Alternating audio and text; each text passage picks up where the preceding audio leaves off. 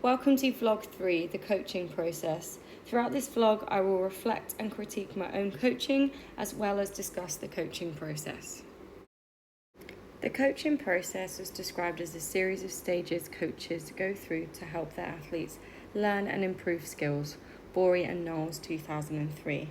As a coach, not only is our job to deliver and plan coaching sessions, we also have to critique and review our sessions, guide our athletes, and I personally believe we need to be a person that they can talk to and trust. All too often, it is thought that coaches just follow and stick to plans, but it is far from that. When looking at the coaching process, you must understand that there is no clear, ideal model for coaches to follow. Time, context, athletes, and the coach will affect all of your coaching process. Cushion, Armour and Jones, 2006, came up with 5 points which are on the slide. Whilst it is a great starting point, not all of these points will be true for all coaches all of the time. However, it allows us as individuals to think about and be conscious of our own coaching process. Cott et al. 1995 stated using a coaching process can help coaches provide quality experiences for their athletes and further develop the profession. Just going to discuss the context behind my training session. It is a group class where all of the clients are recreational, mainly just exercising 1 or 2 times a week. There's various age, fitness levels and abilities within this group. It is predominantly female and the aim for each session is to move and feel good. None of the clients have set goals, they just want to achieve apart from just being more active. This particular session was an interval-based style workout with 5 simple exercises that trained the whole body. When programming this session, I created a circuit with the 5 exercises. Each round the work increased and the rest decreased. The reasoning behind the use of a circuit was due to the group size and equipment I had available. It was also easy for the clients to follow, especially with my verbal instructions. Whilst watching back my session, I realised I love to talk a lot.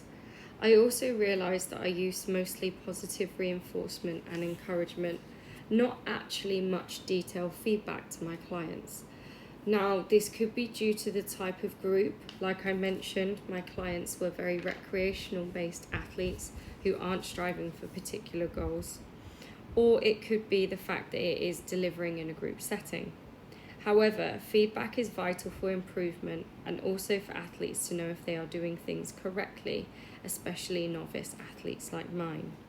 Sage 1994 explained that a lot of research indicates feedback increases the rate of improvement on new tasks, but timing of the feedback is necessary for this to work. Reflecting back on my session, I generally used feedback to correct the form of my clients.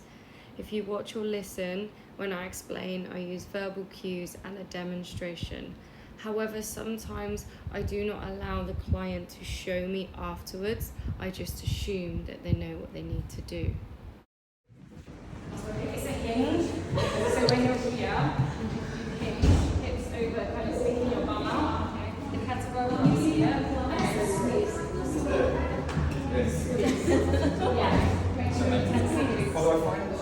This client is very particular about being correct with her form before using any weight. She learns best through visual cues and practice. As you can see, she copies my movements. Reflecting upon this part of the session, I should have asked her to show me using the kettlebell to see if she could demonstrate the movement with the weight. However, it is clear that the feedback works for this client in this manner, but this is not going to be appropriate for everybody in the session. I am now going to further discuss the topic of feedback and also talk about how I can effectively deliver it in my sessions. Augmentative feedback is used widely to accelerate motor skill learning. It provides information about performance or result from an external source. Smith and Reisberg, 2008.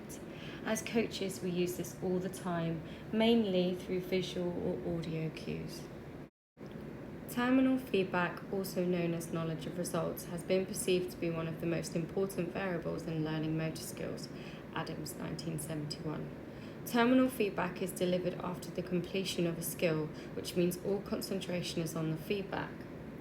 Concurrent feedback is received during the performance of the skill.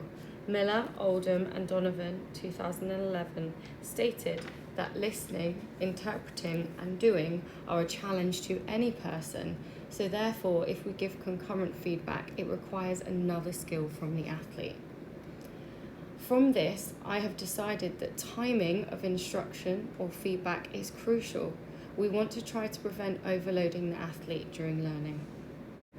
When we overload learners with verbal instructions, athletes are going to invest too much effort into understanding and listening to the verbal instructions that it could potentially interfere with the movement. Miller, Oldham and Donovan, 2011. This then actually erases the use of feedback, because most of the time we're trying to correct form as coaches, but actually you're ruining the athlete's whole movement pattern. From watching back my session, I noticed that I often give concurrent feedback verbally. It works for some clients, but not for others, and it was interesting to watch back to be able to see who I can use this with and who I cannot use this with. It is important for me as a coach to know my clients.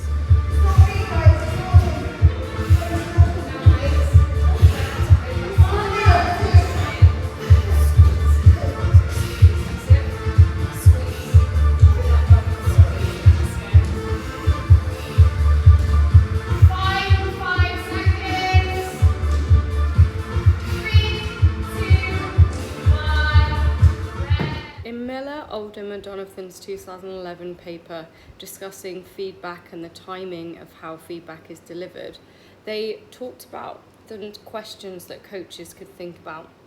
Number one was, how long do you talk each session? They asked them to tally verbal instructions and think if they were terminal or concurrent feedback.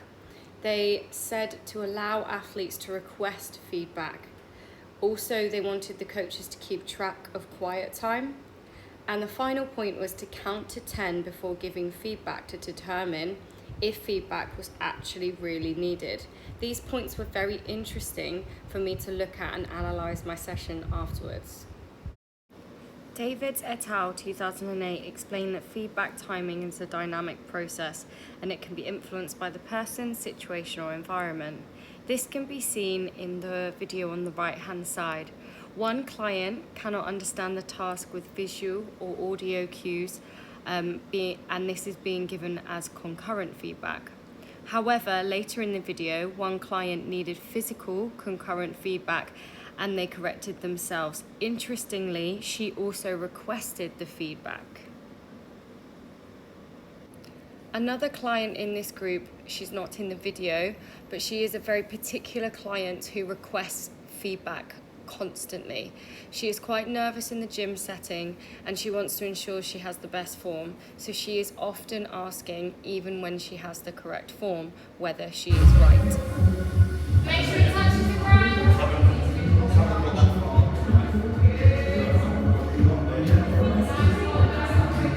As can be heard and seen from the previous video, during my session there was rarely any quiet time. I use a lot of positive reinforcement and encouragement, but it sounds like I like my own voice. Smith and Cushion's 2006 study found that top-level football coaches actually remain silent during a game coaching, allowing players to make decisions.